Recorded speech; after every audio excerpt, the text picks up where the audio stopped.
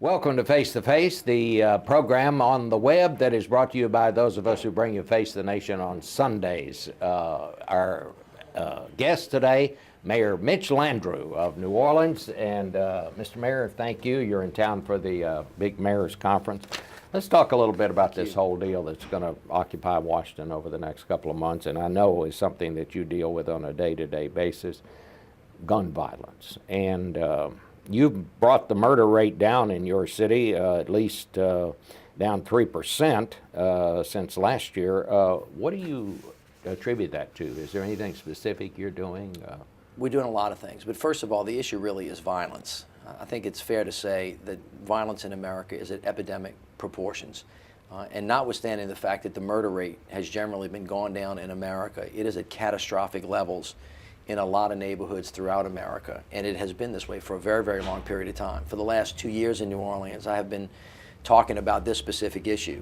Our murder rate is higher than the national average. You've seen this year in Chicago and Philadelphia and other towns murders spike.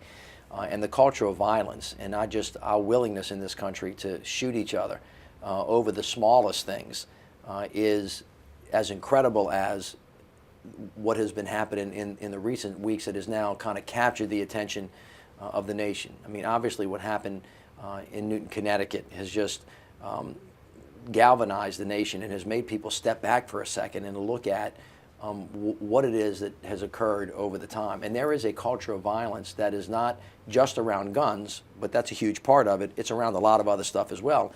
And the nation needs to take note. We need to really take a pause here and put down all of our differences that are brought to us culturally through geography or race or party, and to give some thought to the culture that's been created in this country for a long time and try to find broad ways to deal with it, both on the federal, state, local level, and with the community, because you can't solve this on its own. It is a cultural problem that we have that we need to deal with.